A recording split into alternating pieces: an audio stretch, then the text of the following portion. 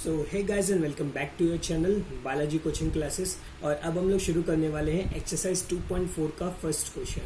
तो क्वेश्चन है determine which of the following polynomials has x plus 1 as a factor.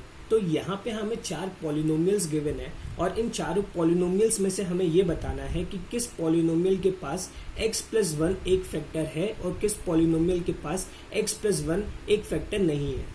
तो इसको करने के लिए कुछ यहाँ पे प्रोसेस है, तो उस प्रोसेस को फॉलो करेंगे और फिर हम अपने सारे आंसर बड़ी आसानी से फाइंड कर सकते हैं। तो सबसे पहले लिखेंगे if x plus 1 is a factor of given polynomial.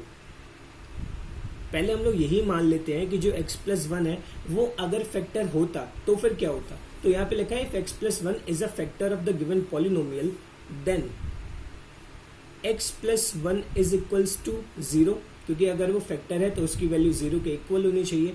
और यहाँ से फिर हम निकाल लेंगे x की वैल्यू, तो x की वैल्यू यहाँ से आ जाएगी -1। तो अब इस x की वैल्यू को हमें हर एक पॉलिनोमियल में पुट करना है और फिर देखना है कि किसका आंसर 0 आता है और किसका नहीं आता है। जिस पॉलिनोमियल का आंसर 0 आ जाएगा उस पॉलिनोमियल के अंदर x plus 1 as a factor काम करेगा, और जिस पॉलिनोमियल का आंसर 0 नहीं आएगा उस पॉलिनोमियल में x प्लस 1 एक फैक्टर का काम नहीं करेगा।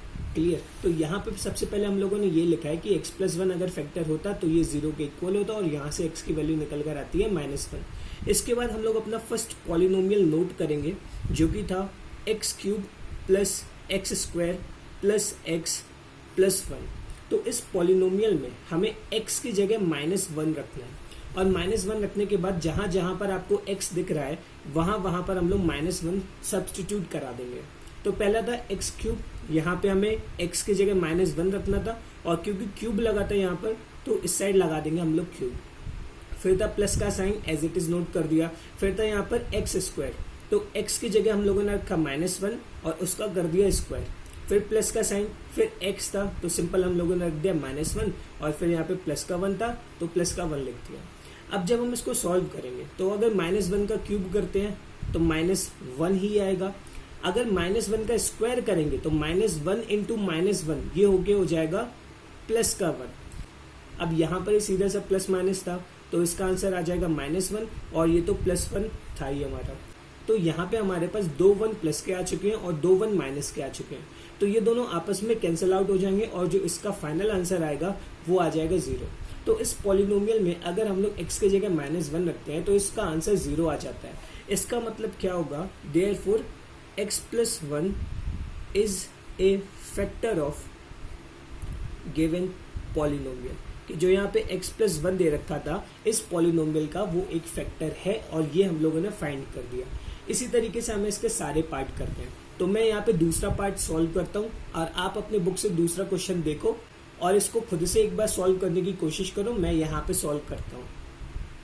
सो ये रहा सेकंड पार्ट का सॉल्यूशन। तो यहाँ पे पॉलिनोमियल जो हमें गिवन था वो था p of x is equals to x raise to power 4 plus x cube plus x square plus x plus 1।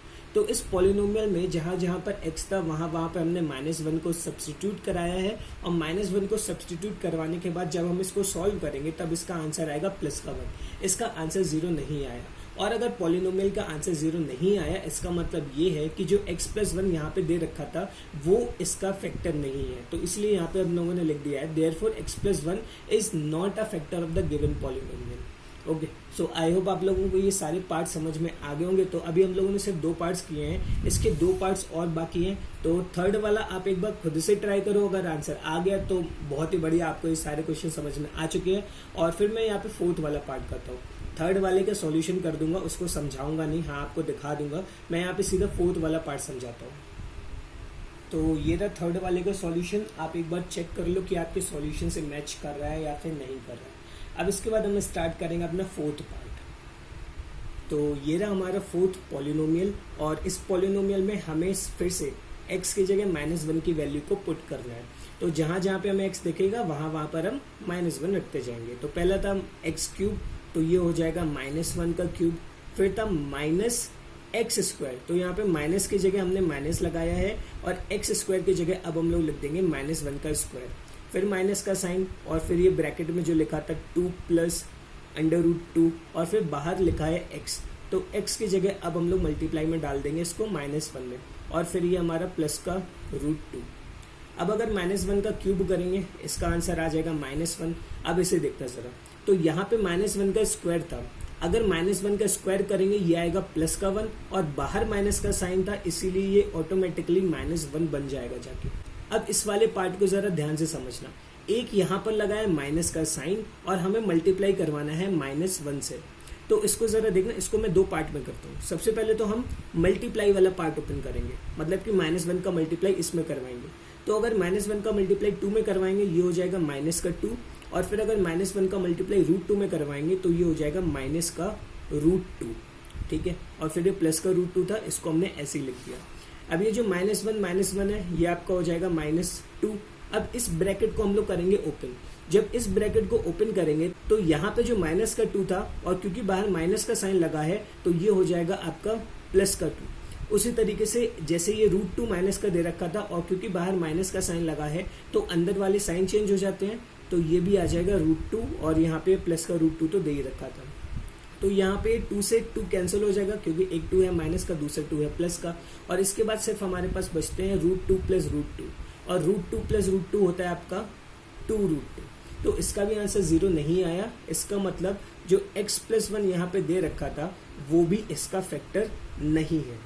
Therefore x+1 is not a factor of given polynomial.